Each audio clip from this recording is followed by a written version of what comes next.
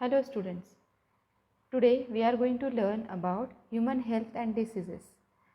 In this chapter we are going to learn all health related issues, that means how a human body falls sick, what different kind of ways are there through which body is getting infection of a particular disease, and how different practices we should follow so that we should not have a disease infection, or if we are suffering from any infection, what kind of methods are there through which we can get rid of the disease infection.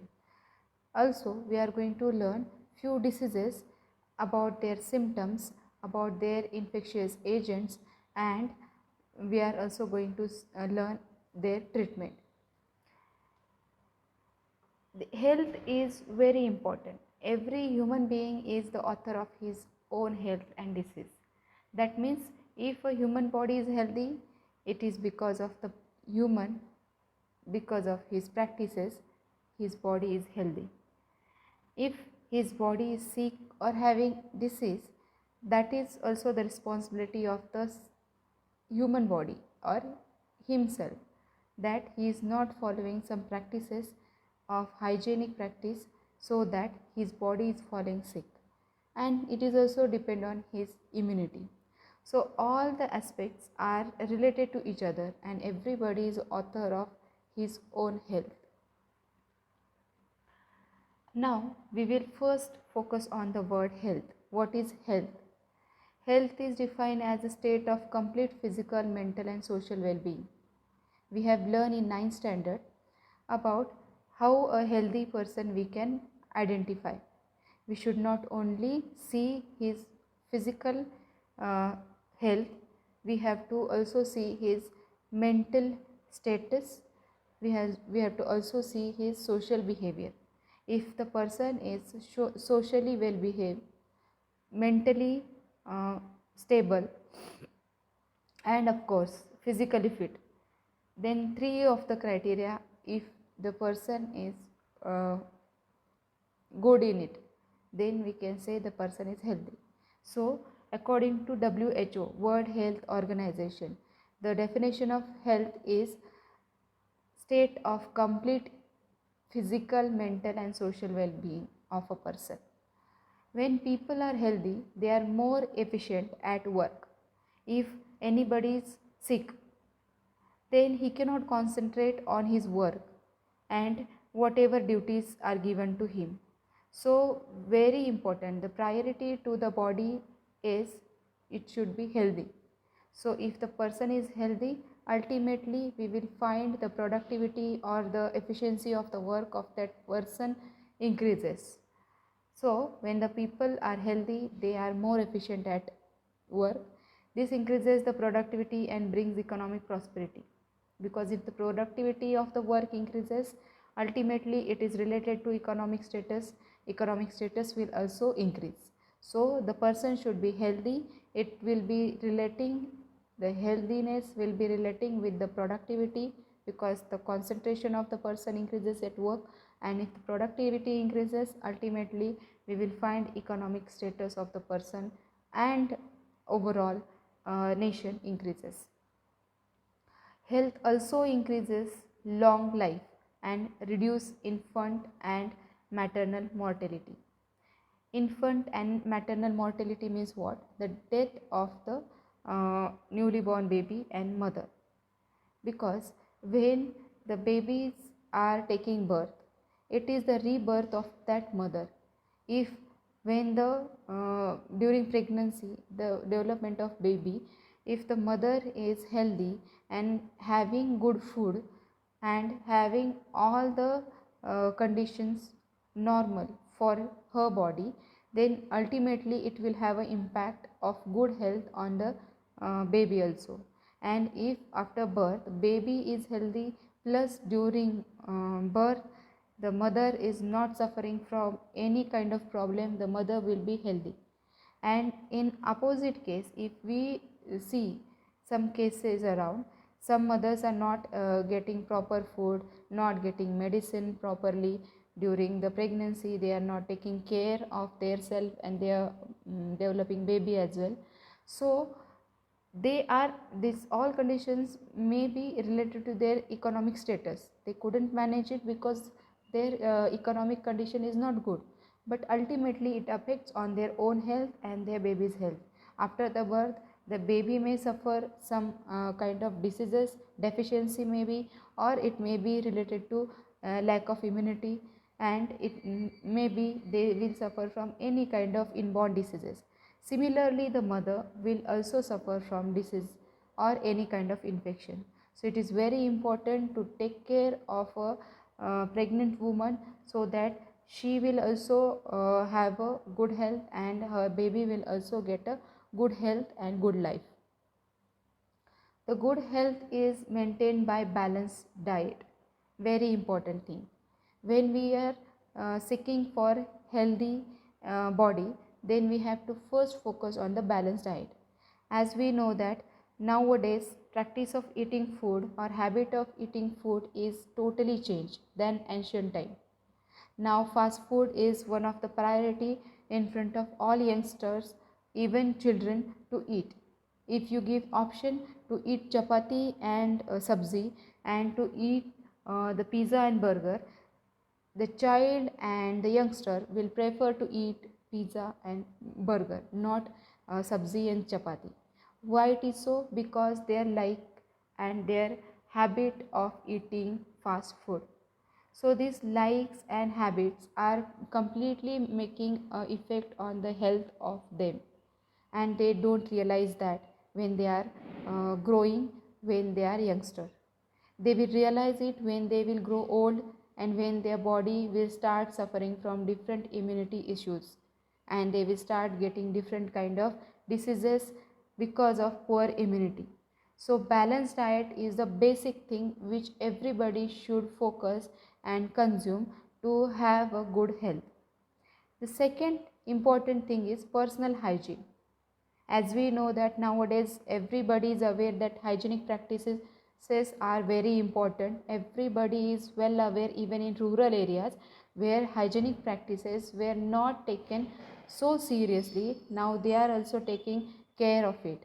They are also wearing masks. They have also started using masks. They have also started using sanitizer, washing hands time and again whenever required, or whenever they visit outside and the different places or crowded places especially. They are also started with the hygienic practice. So it is very important, not because of COVID-19 infection and corona situation we should follow hygienic practice. We have to always follow hygienic practices like how we are following now, because these hygienic practices will not let you fall sick very often in future also. So in future also same hygienic practice we have to continue, then we will not have very easily infection of diseases. And the last and very important thing, regular exercise, which is taken nobody is taking very seriously. Maximum of the uh, population is not considering exercise as important, because if you take good diet, if you have hygienic practice, but if you don't take exercise, your body doesn't remain healthy or flexible. You cannot have a efficiency of working. Physical fitness will be affected if you don't have, or body doesn't have exercise. So exercising regular is very important. It is as important as balanced diet. It is as important as hygienic practices. So hygienic practices, balanced diet, as well as the exercise. These three are the basic mantras of keeping our body fit. The health is affected by, there are different ways by which our health is getting affected. First is genetic disorder, through which we cannot do anything, because genetic disorders are nothing but the disorders which we get from our parents, from our ancestor, because whatever character we get is through the genes which are passing from our earlier generation or from our parent to us. So we can't, or we don't have any check on the genes when they are traveling from one generation to next generation. Similarly, we can't have any check on the genetic disorder if they pass from parent to the next generation. So genetic disorder is one of the thing which is affecting health. The second thing is infections. The infections of several kind of microorganism. The microorganism may be present in air. The microorganisms may be present in the food. If we consume open food, roadside food, then we have opened all the doors of getting infection through the food. Then if we are consuming contaminated water or the water which is not purified, then also infection chances are there. So after genetic disorder, the next way through which health is getting affected is infections. Lifestyle is the third thing. So lifestyle, which including the diet, rest and exercise, if these are not followed, then health is getting affected. Drug and alcohol abuse is also one of the practice through which we get the infection of disease, or several diseases we may get after continuous consumption of the drug and alcohol. So they are having bad impact on our health. So these are the three different ways through which our health is badly affected. Diseases are grouped into infectious and non-infectious. Now, infectious diseases are the diseases which are getting communicated easily from one person to another person through sharing different things, through being in physical contact with each other. So these are the simple ways through which the communicable diseases are getting spread, or they are also called as infectious diseases. Then second is non-infectious diseases. Those diseases which cannot spread through the communication by sharing the things or making use of each other's materials or things, they can't spread. They only get spread through the genes which are passing from parents or ancestor to the next generation. So whatever genetic disorders are there, that are coming into non-infectious diseases. So even if we share different things between the person who has genetic disorder, we don't get the same disorder, because our genes and their genes, if we are not relative, will be different. Diseases which are easily transmitted from one person to another person are called infectious diseases. The diseases which are not transmitted from one person to another are called non-infectious diseases. Cancer is one of the non-infectious diseases which can cause death at the end.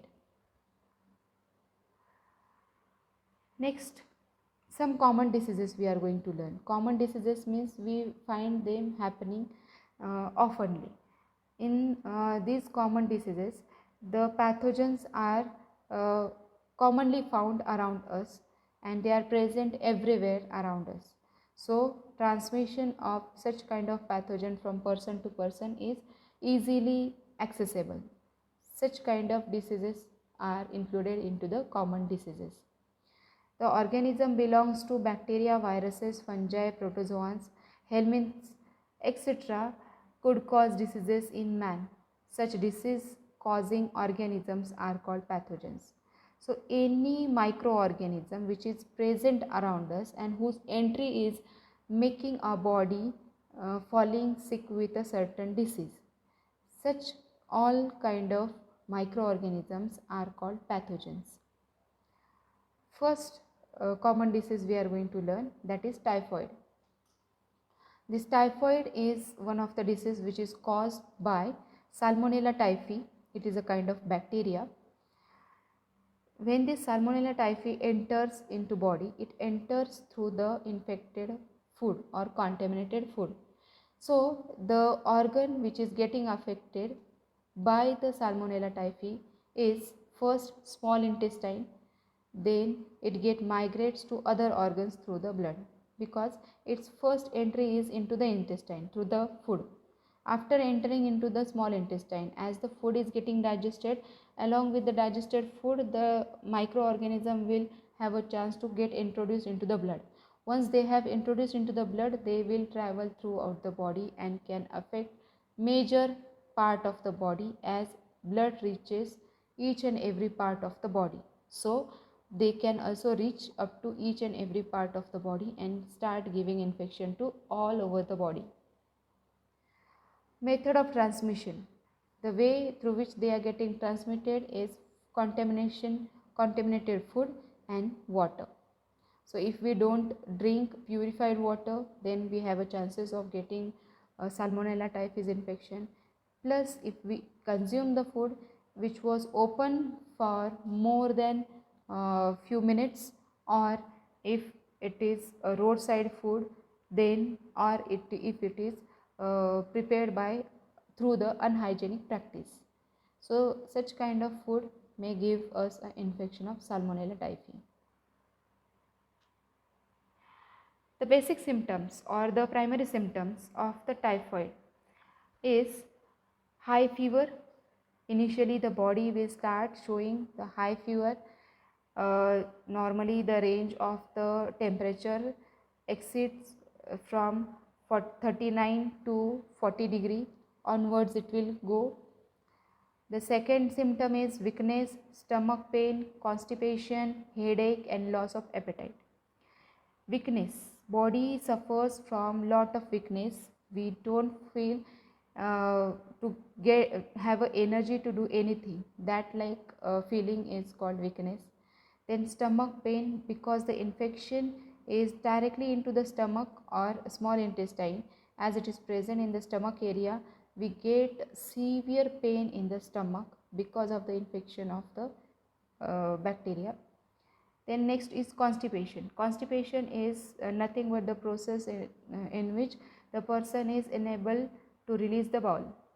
That means non-digested food they are unable to release out of body. They have difficulty in releasing the undigested food out of the small intestine, out of the large intestine and through anus. It is called constipation.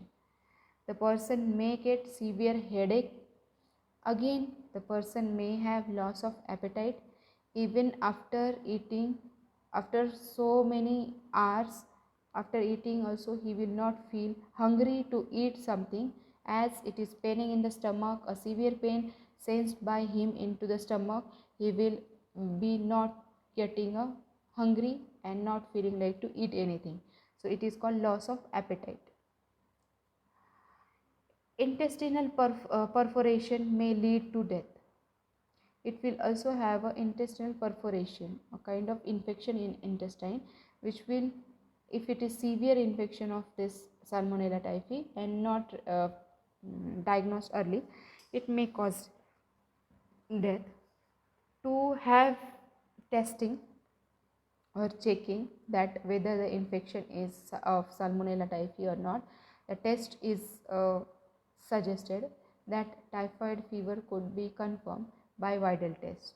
So if the typhoid person suffers from typhoid or not, that will be checked by the Widal test. It is the test which is checking the presence of the bacteria into blood. Next disease is pneumonia.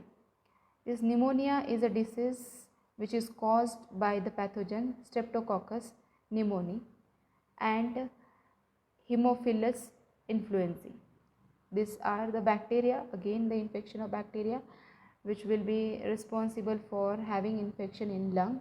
The organs which are getting affected in this disease is alveoli of the lung. The alveoli are the air sacs present in the lung which are doing the function, major function of exchange of gases and releasing oxygen into the blood and taking back carbon dioxide from it. This is the major function of alveoli. So alveoli is getting affected. Nextly, the alveoli get filled with the fluid because of the infection in the alveoli. Then they will be not function properly for exchange of gases.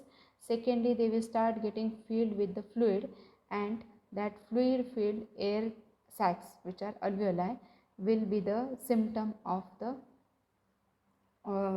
pneumonia.